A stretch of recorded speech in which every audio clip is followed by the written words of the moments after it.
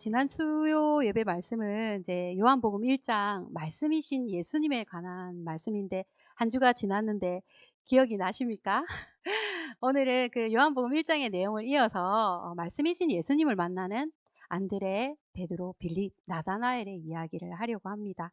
함께 요한복음 1장 35절에서 39절의 말씀 저와 여러분 한 절씩 교독하겠습니다. 또 이튿날 요한이 자기 제자 중 두 사람과 함께 섰다가 예수님을 보고 말하되 보라 하나님의 어린 양이로다. 두 제자가 그의 말을 듣고 예수를 따르거늘 예수께서 돌이켜 그 따르는 것을 보시고 물어 이르시되 무엇을 구하느냐. 이르되 랍비여 어디 계시오니이까 하니 랍비는 번역하면 선생이라. 예수께서 이르시되 와서 보라. 그러므로 그들이 가서 계신 데를 보고 그날 함께 거하니 때가 10시쯤 되었더라. 아멘. 빛이 세상에 왔으나 그 빛을 알아보지 못할 때 그 빛을 알아보는 사람이 있었으니 그 사람이 세례 요한이라. 빛에 대하여 증언하는 세례 요한의 안내를 통해서 예수님을 알아보게 되는 사람들이 생겼는데 그 첫 번째 예수님의 제자는 세례 요한의 제자들이었습니다. 어쩌면 이것은 너무나 당연한 것이죠.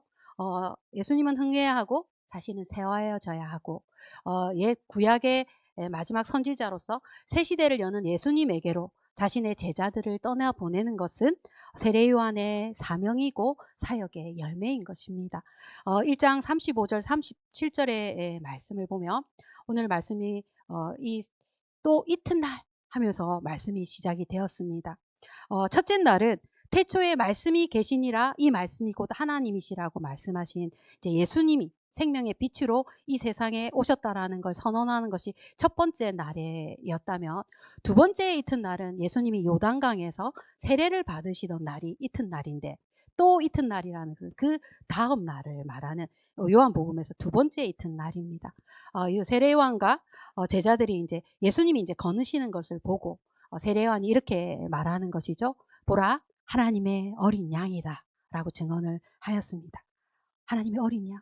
어디서 들어본 말인데 과연 누가 하나님의 어린 양이 될 수 있는가? 정말 저분이 하나님의 어린 양이란 말인가? 참 이스라엘의 백성이고 언약의 백성들이라면 하나님의 어린 양이라는 말을 들었을 때 자신들이 기다리는 메시아라는 것을 알아들을 수 있었고 이 말을 듣는 사람이 이 말을 해주는 사람이 다른 그 누구도 아닌 자신들의 스승인 믿고 따르는 스승으로부터 이 말을 들었기 때문에 예수님을 소개받은 그 사람이 가장 믿을 만한 사람으로부터 예수님에 대한 소개를 받은 것입니다. 그래서 세례 요한의 두 제자 안드레와 이 요한복음을 기록한 저자 사도 요한이 예수님의 첫 번째 제자가 되었죠. 요한복음 1장 38절 39절의 말씀을 보면 이제 이 안드레와 이제 사도 요한이 이제 예수님을 따르니까 예수님이 이렇게 말씀하시는 거예요. 무엇을 구하느냐? 이렇게 물어보시는 것입니다. 그 요한복음에서 처음 그 예수님의 입에서 나오는 생생한 첫 말씀이 무엇을 구하느냐라는 것이. 우리가 서로 모르는 사람이 만나면 뭐 하죠? 통성명이라는 걸 하잖아요. 그죠? What is your name? My name is 누구누구. 자기소개 이렇게 하기도 하는데 예수님과는 우리가 자기소개할 필요가 없는 것이죠. 예수님이 우리가 누구인지를 다 아시니까 자기소개는 필요가 없는데 예수님 무엇을 구하느냐 하는 이 말씀은 너희가 나를 메시아로 알고 따르는데 너희가 메시아에게서 무엇을 구하느냐, 무엇을 얻기를 원하여 지금 나를 따르고 있느냐라고 예수님을 따르는 목적과 이유에 대하여 물어보시고 계신 것이죠. 여러분 어떤 이유로 예수님을 따르고 있습니까? 혹 우리 중에 예수님을 따르는 분명한 목적과 이유가 없는 사람이 있습니까? 혹 잘못된 목적을 가지고 예수님을 따르게 된다면 그 사람은 어떻게 될까요? 앞으로 요한복음에는 그 목적이 잘못된 사람들이 예수님을 떠나가게 되는 걸 봅니다. 38년 된 병자 베데스다 연못가에서 우물물이 동하기만을 기다렸던 그 환자는 예수님이 고쳐주셨지만 그 안식일 날 예수님이 고쳐주셨다라는 이유로 유대인들에게 핍박과 박해를 받을 때 이 병자가 예수님을 알려드리는 고발하는 사람이 되었습니다. 아픈 몸이 이 병들어서 낫기만 바라던 사람들이 예수님의 기적을 경험하고 치유받은 이야기가 성경에는 정말 많이 나옵니다. 이 아픈 몸이 이 병들어서 나았는데 9명의 나병 환자는 떠나갔지만 한 사람만이 돌아와서 예수님께 경배를 드렸습니다. 또 다른 이유로 예수님을 따르는 사람이 있는데 이스라엘이 로마로부터 벗어나기를 바라는 정치적 혁명과 독립을 바라고 따르는 무리들이 있습니다. 그런데 예수님이 자신들이 원하는 나라를 이루어 주지 않는다라는 걸 알면 어떻게 될까요? 떠나가게 되겠죠. 또 그리고 그때는 헬라 철학의 영향으로 좋은 말씀 듣는 것, 좋은 교훈을 듣는 걸 좋아했습니다. 사람들이. 그러한 이유로 훌륭한 가르침, 좋은 말씀을 들으려고 예수님을 따르다가 예수님이 알아듣기도 어려운 힘든 말을 하거나 받아들일 수 없는 말씀을 하면 어떻게 되겠습니까? 이 말씀은 어렵도다 하고 떠나가는 것입니다. 그리고 돈이 많은 부자가 예수님을 찾아오지만 예수님이 그 돈을 가난한 자들에게 나눠주라 라고 말씀하시니까 그 부자가 어떻게 하였습니까? 마음에 근심하고 떠나갔습니다. 너희가 무엇을 구하느냐? 예수님을 따르는 목적을 분명하게 하지 않으면 이 잘못된 목적을 가지고 따르게 되면 예수님에 대한 혼란과 갈등과 고민 속에서 내가 원하는 메시아가 아니야. 손을 저으면서 이별하고 떠나가게 될 수도 있습니다. 나는 왜 예수를 따르는지, 나는 예수님에게서 무엇을 구하는지 오늘 주님이 우리에게 질문하실 때 우리도 대답해 보아야 할 것입니다. 1장 38절에 보면요. 예수님이 무엇을 구하느냐라고 했을 때 제자들이 랍비여 어디에 계시오니까 라고 했어요. 그러니까 선생님 어디에 묵고 계십니까? 라고 물어본 것이죠. 그 말인즉슨 예수님이 머물고 계신 곳에 자신들도 함께 있으면서 예수님과 만남과 교제 속에 있기를 원했던 거예요. 예수님에 대해서 알아가고 싶었던 제자들에게 예수님이 뭐라고 말씀하십니까? 와서 보라 라고 말씀하시죠. 그래서 그들과 함께 거하게 되는 그러한 말씀을 하고 계시는 것들을 보게 되는데요. 예수님과 와서 보라 할 때 예수님을 만나고 예수님이 하시는 일들을 보고 예수님과의 대화를 나누면서 예수님을 알아가야 했던 것입니다. 38절 그 따르는 것을 보시고와 39절 그날 함께 거하니라는 말씀으로 연결이 되었는데 요한복음에서 따르다와 거하다라는 이 두 단어가 예수님과 함께 사용되어서 예수님을 따르다, 예수님과 함께 예수님 안에 아니면 예수님과 함께 거하다라고 할 때 그 의미는 예수님과 바른 관계 속에 있는 사람들의 모습이 됩니다.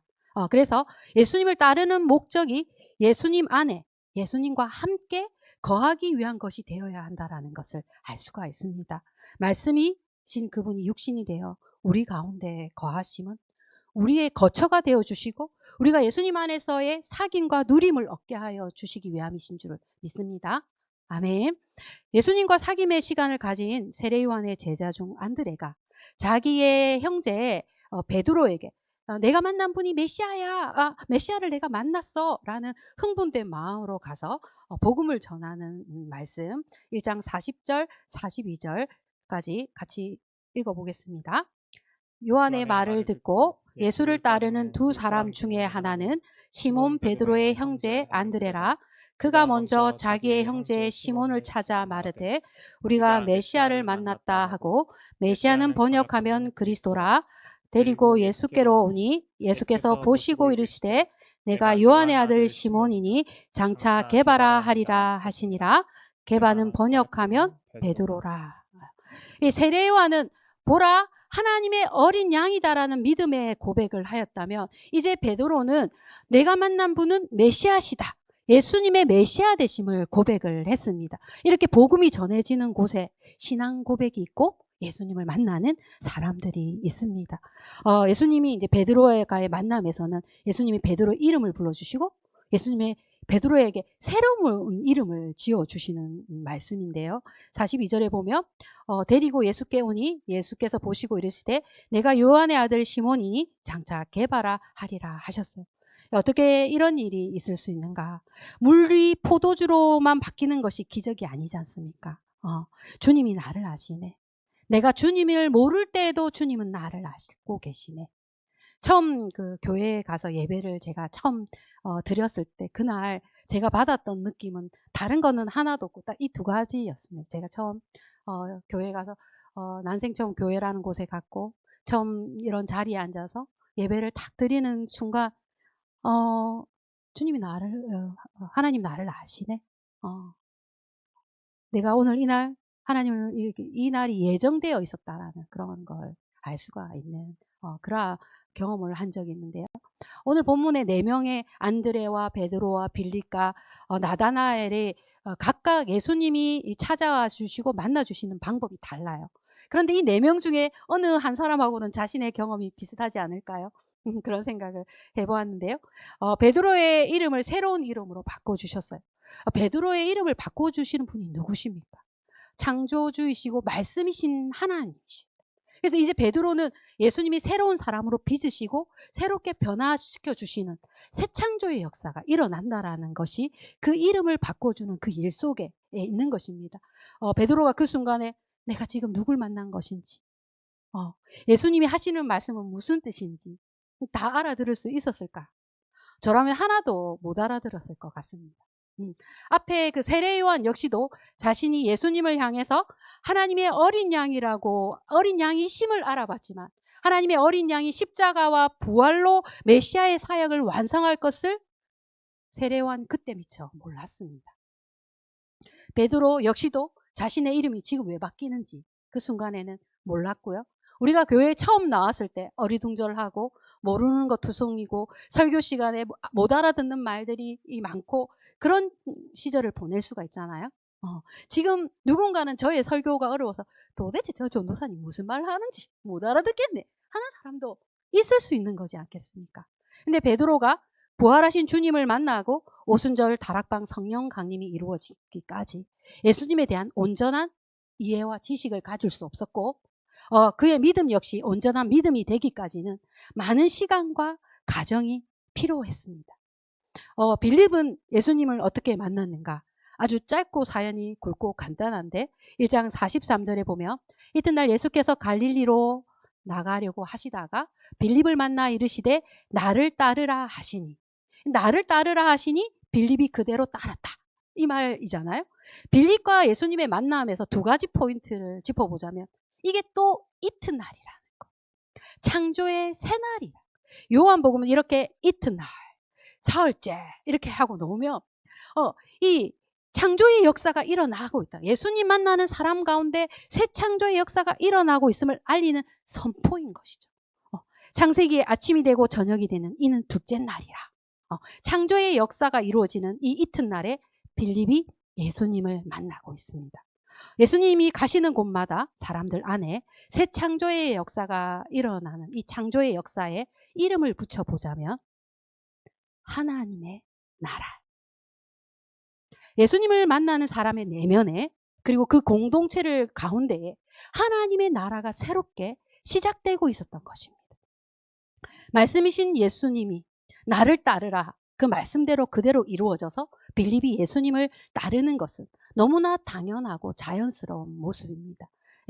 복음이신 예수님이 있는 곳에 빛이 있고 생명이 있어서 그 빛을 알아보는 사람들 안에서 하나님의 나라가 임하여지고 있음을 빌립과 예수님의 만남의 이 한 장면으로 보여주고 있는데 이게 이제 우리 글이라서 그렇지만 우리가 최근에 영화를 봤잖아요. 이 장면을 영화로 딱 생각하고 이렇게 딱 앵글을 카메라를 쫙 비춰가지고 맞죠?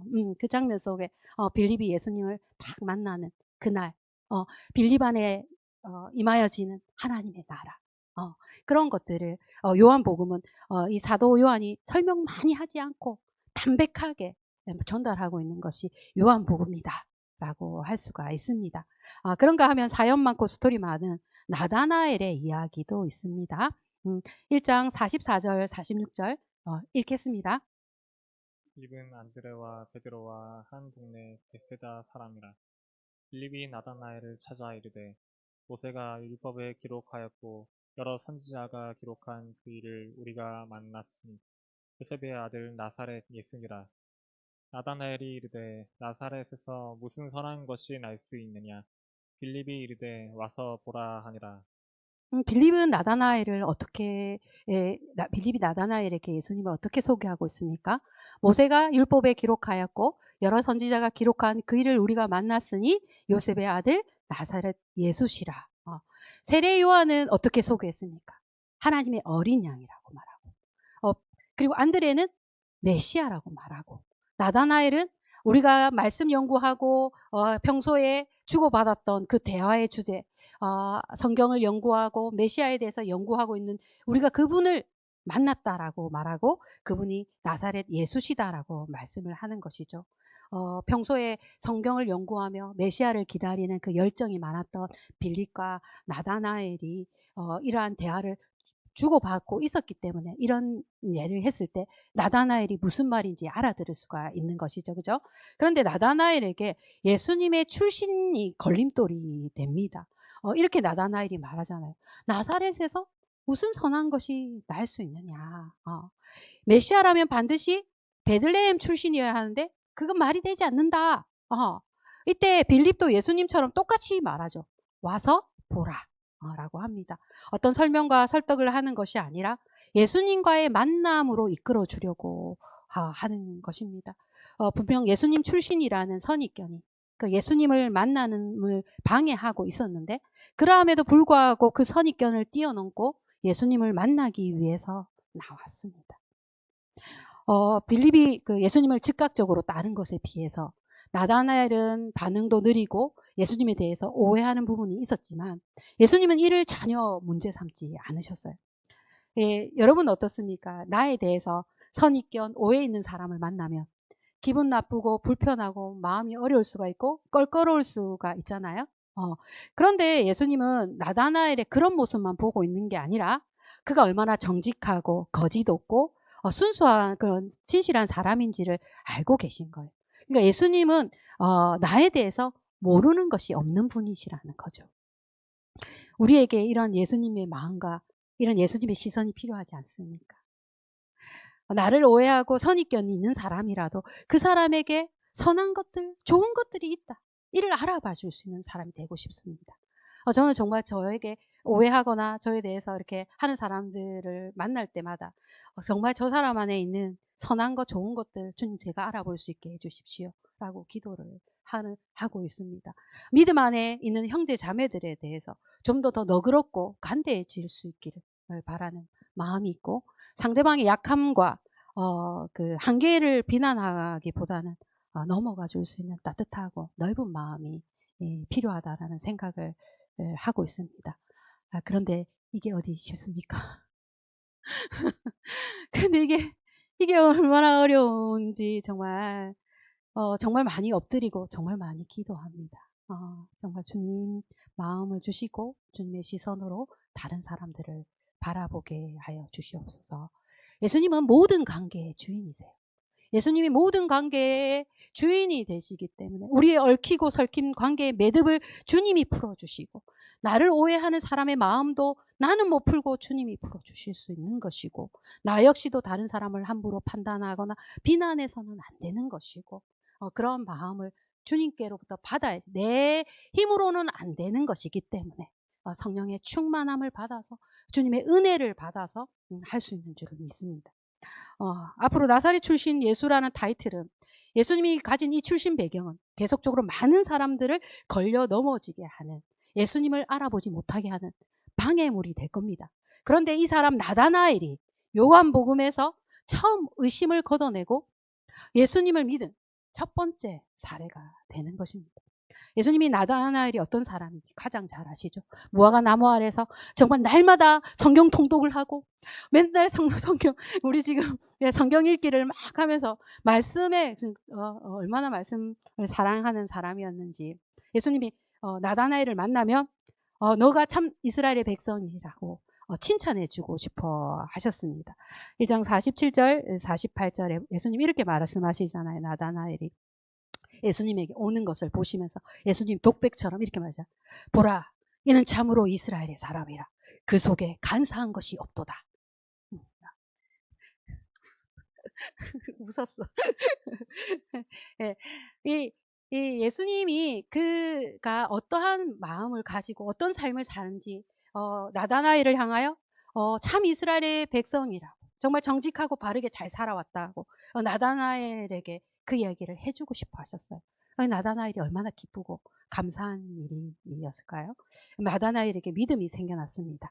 나다나엘이 이렇게 신앙의 고백을 하죠. 랍비여, 당신은 하나님의 아들이시고 당신은 이스라엘의 임금이로소이다.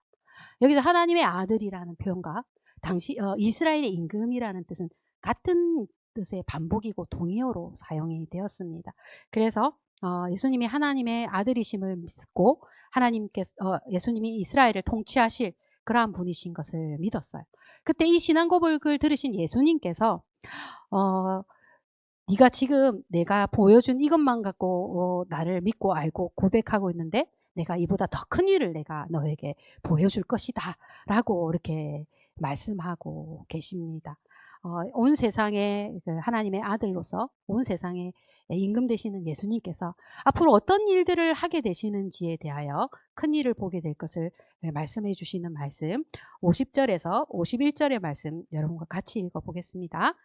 예수께서 대답하여 이르시되 내가 너를 무화과 나무 아래에서 보았다 함으로 믿느냐? 이보다 더 큰 일을 보리라. 또 이르시되 진실로 진실로 너희에게 이르노니 하늘이 열리고 하나님의 사자들이 인자 위에 오르락 내리락 하는 것을 보리라 하시니라. 그 나다나엘이 그 무화과 나무 아래에 있었던 것만으로도 내가 어떻게 그걸 아시지? 이분은 나에 대해서 모르시는 것이 없네 하며 자신의 정체를 알고 계신 것을 통하여 대단한 믿음의 고백을 했잖아요. 그죠?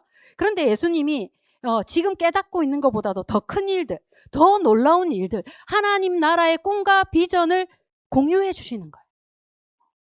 참으로 놀랍지 않습니까? 우리가 이해하지 못할 때 예수님은 말해 주신다.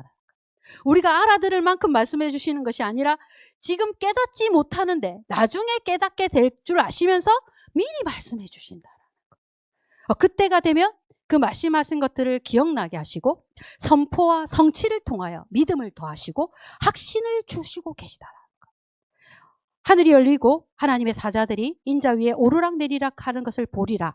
이 야곱의 사닥다리, 야곱의 꿈 이야기인데 요즘 주일 아침 창세기 읽고 있는데 여기까지 진도 안 나가셨죠? 헤세드에서도 아직 야곱의 사닥다리 이야기는 안 나왔죠. 예수님의 하늘과 땅을 잇는 그 사다리로 연결되어서 천사들이 오르락 내리락 하는 이 꿈은 예수님이 이 세상과 하나님 사이를 연결하는 통로가 되신다라는 거. One way, only way. 우리가 예수님만 통하지 않고는 예수님만으로 하나님께 나아갈 수 있다. 예수 위에 다른 이름을 우리에게 주신 적이 없다. 오직 예수님만이 하나님께로 나아가는 길이다. 라는 그러한 말씀을 담은 내용이기도 하고요. 그리고 예수님이 이제 이 하늘의 것을 땅으로 가져오고 땅의 것을 하늘로 가져가시는 그 예수님의 사역의 본질에 대한 내용을 담고 있는 말씀이기도 합니다. 이때 나다나엘과 빌립이 이 말씀 알아들었을까요? 이게 도대체 무슨 말이고 그렇게 하지 않았을까요? 네. 예수님을 따르는 그 공생애를 통하여서 예수님 안에 거하면서 예수님과의 바른 관계 속에서 온전한 믿음과 확신 가운데 나아오기까지 많은 시간이 걸리고 그러한 이후에는 나중에 수많은 사람들을 예수님께로 돌아오게 하는 그러한 사도와 제자의 삶을 살게 되었습니다. 사랑하는 미라클 가족 여러분, 말씀이신 예수님의 새 창조 역사가 어떻게 이루어지는가? 영접하는 자, 곧 그 이름을 믿는 자들에게 하나님의 자녀가 되는 권세를 주셨으니 새 창조의 역사는 만남을 통하여 관계 안에서 이루어지는 예수님을 영접하는 일은 말씀이신 예수님이 우리 안에 장막을 치며 거하는 하나님의 나라가 임하여지는 놀라운 은혜입니다. 이러한 만남을 경험하게 되는 사람 안드레와 베드로와 빌립과 나다나엘의 이야기를 했는데요. 오늘 말씀 속에서 첫 번째는 말씀이신 예수님을 만나는 사람들 가운데 임하여지고 있는 하나님을 나라를 보여주셨는데 여러분이 볼 수 있었습니까? 여러분이 그 나라 안에 계신가요? 예수님 자체가 하나님의 나라이고 예수님 안에 하나님의 나라가 있습니다. 예수님의 통치가 이루어지는 그곳이 하나님의 나라인 것이죠. 예수님을 따르고 예수님의 거하는 자들 가운데 이루어지는 그 하나님의 나라가 그들 가운데 임하여지고 있었던 것입니다. 두 번째, 우리가 복음을 전할 때 많은 말로 설명하고 납득시켜야 하는 것이 아니다라는 사실을 발견하셨습니까? 믿음은 이해의 영역으로 내가 이해하고 납득되어야 믿을 수 있다는 말은 사실 틀린 것이죠. 믿음은 예수님과 인격적인 만남으로 이루어지고 믿음은 선물인 것입니다. 내가 이해해서 내가 믿었다라고 자랑할 수 없는 것이라. 성경의 내용을 다 알아도 성경의 내용을 다 몰라도 믿음을 가지는데 전혀 문제가 없다는 것을 오늘 말씀을 통해서 깨닫는 우리가 되기를 바랍니다. 어떤 사람이 이제 낚시하는 이야기가 있어요. 어떤 이제 나이 드신 어르신이 이제 낚시를 하고 계신데 낚시하는 곳에는 항상 구경꾼들이 있습니다. 얼마나 잡으시나 이렇게 보는데 그 어르신의 행동이 좀 이상한 거죠. 어떤 물고기는 통에 담고 어떤 물고기는 버리시는 거예요. 큰 물고기를 막 버려요. 그래서 궁금해서 물어보는 것이죠. 어르신 월척을 낚으셨는데 왜 이걸 버리십니까? 라고 할 때 그분이 뭐라고 말씀하죠? 우리 집 자네, 우리 집에 있는 후라이팬은 28cm네. 이렇게 말하는 거예요. 자기가 수용할 수 있는 것, 자기가 이해할 수 있는 것만 받아들일 수가 있는 거라. 우리는 그 인식의 한계를 가지고 있는데 우리의 이해를 넘어서는 주님에 대해서 또 영적인 것들에 대해서 우리가 말씀하여 주신다라고 다 알 수 있느냐? 그렇지 않다라는 것이죠. 그럼에도 불구하고 하나님께서 이러한 이야기들을 우리에게 해주시고 계세요. 그리고 우리가 그것을 믿음의 눈으로 바라보고 소망할 때 그것을 또 깨닫는 날이 옵니다. 그러한 것들을 더해서 우리에게 선포하시고 성취하시면서 우리에게 믿음을 더하여 주시는 그러한 은혜들을 우리에게 베풀어 주고 계시다라는 것을 보게 됩니다. 그래서 나의 이해의 능력을 넘어서는 것들은 그냥 그대로 두어도 전혀 문제되지 않는다. 세 번째, 예수님이 무엇을 구하느냐고 물으셨죠. 우리가 예수님이 우리에게 네가 나를 따르는 목적이 무엇이냐라고 말씀하셨는데 오늘 그것이 분명해지는 시간이 되기를 원합니다. 예수님이 무엇을 구하냐 물으시면 예수님을 만나기를 원하고 따르기를 원하고 그 안에 머물기를 원합니다. 하나님 나라 구성원이 되는 은혜를 주시옵소서. 이러한 기도는 반드시 응답되는 줄 믿습니다. 온 교회가 함께 영화 관람을 했어요. 그죠? 즐겁고 재미나고 신의 악단이라는 영화를 보았는데요. 그 영화 속에서 예수님을 만나는 두 사람의 이야기가 있었습니다. 요한복음 1장의 연장이었지 않습니까? 예, 북한 보위부에서 예수님 믿는 사람들 찾아내서 죽이는 그 두 사람이 찬양을 부르는 중에 하나님이 살아계시는 것을 믿고 예수님을 인격적으로 만나는 이것을 그렇게 해서 믿음이 생겨나는 것을 어떻게 말로 설명할 수가 있겠습니까? 예수님이 찾고 계시고 만날 사람들을 만나러 가시는 것. 세상 그곳이 어디든 우리 모두에게 그러한 경험이 있습니다. 주님이 나를 아시고 나를 이해하시고 나의 과거를 문제 삼지 않으시고 나와의 만남을 기대하시고 나를 기다리고 계시다. 내가 비록 느리고 장애물이 많다 할지라도 전혀 개의치 않고 나를 찾아주시고 나를 만나주시는 예수님 때문에 지금 우리가 이곳에 있는 줄 믿습니다. 기도드리겠습니다. 참으로 놀라운 지혜와 계시를 예수님 안에 담으신 하나님 아버지, 하나님의 비밀이신 그리스도를 우리로 하여금 만나게 하시고 알아가게 하시니 감사합니다. 불신의 세상 속에서 살아계신 하나님을 믿게 하시고 말씀이신 예수님을 만나게 하여 주셔서 예수님을 따르며 예수님 안에 거하는 하나님 나라를 경험하게 하시니 감사합니다.